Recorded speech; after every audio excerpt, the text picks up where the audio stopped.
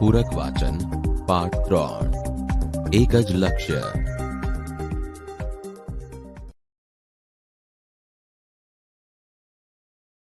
બાળ દોસ્તો, હવે આપણે લેખકના જીવન વિશે પરિચય મેળવીએ। એક જ લક્ષ્ય એ દ્રષ્ટાંત કથા છે, જેના લેખક છે શ્રી નાનાભાઈ ભટ્ટ। તેમનો જન્મ ઈસવીસન 1882માં થયો હતો। તેઓ ભાવનગરના વતની હતા। તેમનું મૃત્યુ ઈસવીસન 1961માં થયું હતું। લેખક શ્રી નાનાભાઈએ ભાવનગરમાં દક્ષિણામૂર્તિ નામની સંસ્થા સ્થાપી હતી। તેઓ ગુજરાત રાજ્યના શિક્ષણ ક્ષેત્રમાં નવા નવા પ્રયોગો કરનાર આદર્શ શિક્ષક અને એક પ્રખર શિક્ષણકાર તરીકે જાણીતા હતા। તેમના લખાણોમાં સરળ અને સચોટપણે મૂલ્યબોધ પ્રગટ કરે છે। મહાભારતના પાત્રો તથા રામાયણના પાત્રો તેમના કિશોરભોગ્ય ઉત્તમ ગ્રંથો છે। બાળ દોસ્તો, એક જ લક્ષ્ય એ દ્રષ્ટાંત કથા લેખકના મહાભારતના પાત્રોમાંથી લેવામાં આવી છે, જેમાં તેમણે મહાભારતમાં આવતા આદર્શ વિદ્યાર્થી તરીકે અર્જુનના વિદ્યાર્થી કાળના એક પ્રસંગનું આલેખન કરી અહીં એકાગ્રતા અને નિષ્ઠા એ ધ્યેય પ્રાપ્તિ માટે પરમ આવશ્યક ગુણો છે એ મૂલ્યબોધ સરસ રીતે રજૂ કર્યો છે। બાળ દોસ્તો, હવે આપણે પાઠને સમજીએ। દ્રુપદના દરબારમાં અપમાન પામીને દ્રોણ ફરતા ફરતા હસ્તિનાપુરમાં આવી ચડ્યા। હસ્તિનાપુરના એક કૂવા પાસે રાજકુમારો રમતા હતા। દ્રોણે અસ્ત્રવિદ્યાના પ્રભાવથી કૂવામાં પડેલો દડો બહાર કાઢી આપ્યો। કુમારે આ વાત ભીષ્મ પિતામહને તથા મહારાજા ધૃતરાષ્ટ્રને જણાવી, એટલે તે બંનેએ વિચાર કરીને દ્રોણને રાજકુમારોના ગુરુ તરીકે સ્થાપ્યા। આ જમાનામાં ગુરુની સેવા એ વિદ્યાર્થી જીવનનું એક આવશ્યક અંગ મનાતું। વિદ્યાર્થીઓ ગુરુકુળમાં રહે તે દરમિયાન આખાએ ગુરુકુળના નાના મોટા તમામ કામો પોતે જ ઉપાડી લેતા અને એ રીતે જીવનમાં સ્વાશ્રયની અણમૂલી તાલીમ પામતા। આશ્રમમાં નવો દાખલ થનાર વિદ્યાર્થી આશ્રમની ગાયોને ચારવા માટે જંગલમાં લઈ જતો, આશ્રમના વૃક્ષોને પાણી પાતો, ગુરુના હવી માટે સમધી માગી લાવતો અને જીવનના આવા તેવા કાર્યોમાં પલોટાયા પછી જ રીતસરની વિદ્યા ભણવી શરૂ કરતો।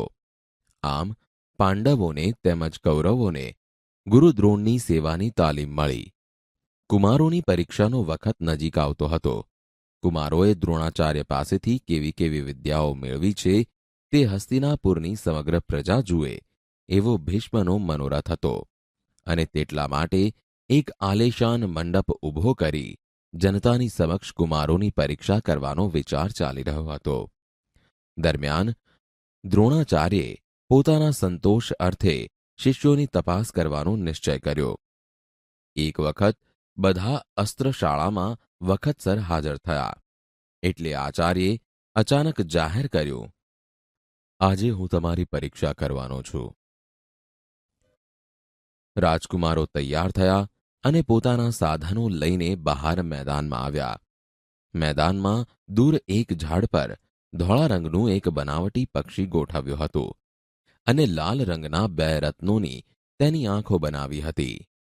આચાર્યે કુમારોને જણાવ્યું, પેલા દૂરના ઝાડ પર મેં જે પક્ષી ગોઠવ્યું છે તેની આંખોને તમારે વીંધવાની છે। કુમારો તૈયાર થયા, તેમની આંખો તૈયાર થઈ, તેમના ધનુષ્યો તૈયાર થયા, તેમના તીરો તૈયાર થયા। આચાર્ય બોલ્યા, કુમાર યુધિષ્ઠિર, પહેલો તમારો વારો।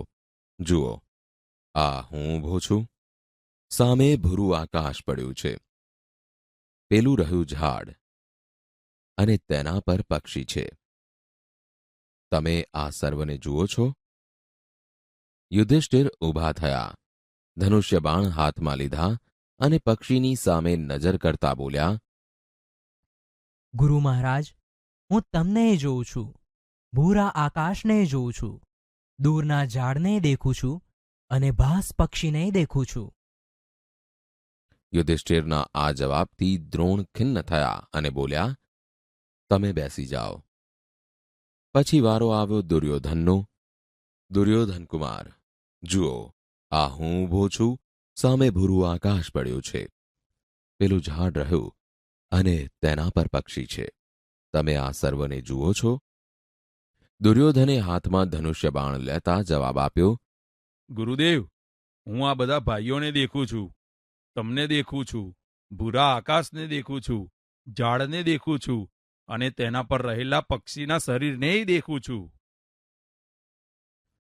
દ્રોણે કહ્યું, બેસી જાઓ. પછી ભીમસેન ઊભો થયો અને આચાર્યના પ્રશ્નના જવાબમાં બોલ્યો, ગુરુજી, હું તમને સૌને દેખું છું. આકાશમાં મોટા મોટા વાદળા તરે છે, તેમને દેખું છું. અને ઝાડના કોતરોમાં પેલો બિલાડો ફરે છે, તેને દેખું છું. અને ઝાડ પર તમે ધોળું ધોળું કંઈક ગોઠવ્યું છે, તેને દેખું છું. દ્રોણ નિરુત્તર થયા અને ભીમને બેસાડી દીધો. ગુરુ ઘણા કુમારોને કને ફરી વળ્યા, પણ કોઈના ઉત્તરથી તેમને સંતોષ ન થયો. એટલે છેવટે અર્જુન તરફ વળ્યા. બેટા અર્જુન, હવે તારો વારો છે. તારા પર મારી સર્વ આશા છે. આ સૌને મારે પરાણે વિદ્યા શીખવવી પડે છે. ત્યારે તું તો વિદ્યાનો ભૂખ્યો થઈને રોજ મને શોધતો આવે છે. ઉઠ, તૈયાર થા. જો આ હું ઊભો છું, સામે ભૂરું આકાશ પડ્યું છે, દૂર પેલું ઝાડ છે અને તેના પર પક્ષી છે. તું આ સર્વને જુએ છે? દ્રોણ હજી તો વાક્ય પૂરું કરે છે ત્યાં અર્જુન બોલ્યો, ગુરુદેવ, હું તમને દેખતો નથી, આકાશને દેખતો નથી, ઝાડને દેખતો નથી, માત્ર એક પક્ષીને દેખું છું. બાણ છોડવાની આજ્ઞા આપો. તા અર્જુન, અમને કોઈને દેખતો નથી, એકલા પક્ષીને જ દેખે છે.